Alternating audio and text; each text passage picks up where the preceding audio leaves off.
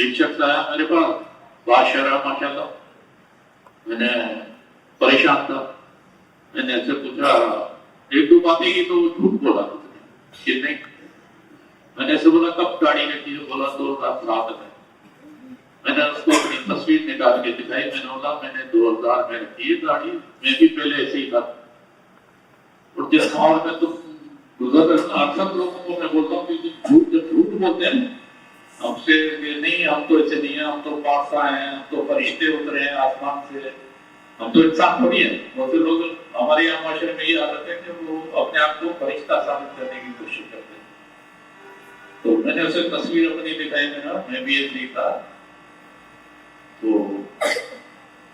میں نے بولا آپ سے پوچھا کہ اب بتاؤ، میں نے بولا کیا کام کرتے ہو، بولا یہ کام کرتا ہوں، میں نے تمہارے کام میں سود ہے، نہیں، میں نے اس سے سوال جواب کی، میں نے یہ تو سود ہے، مجھے بولا میں نے تو مفتی سے پوچھا ہوا ہے، اس سے پوچھتا ہوں، میں نے اس سے جس طرح تو جا کے بتائے گا تو وہ اسی حساب سے جواب دے گا،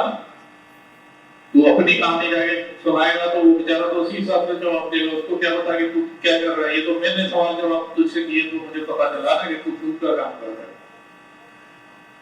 پھر میں نے اسے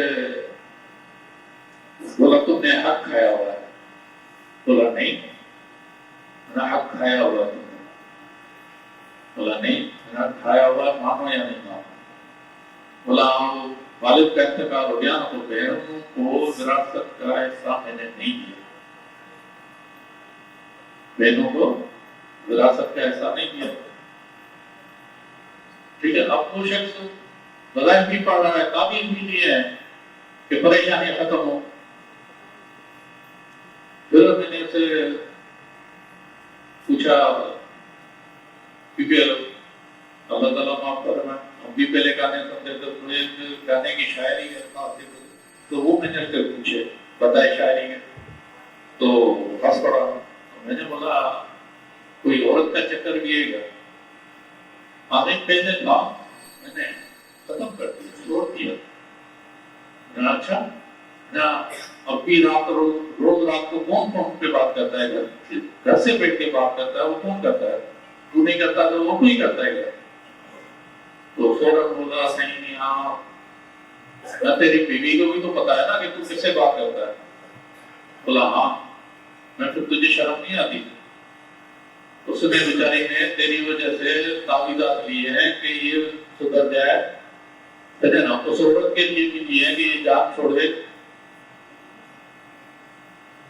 پھر میں نے بولا اس سے کچہریاں کر کے ایک عورت سے پھر بیٹھ کے تسبیحات پڑھتے ہو، بولا پڑھتے ہو،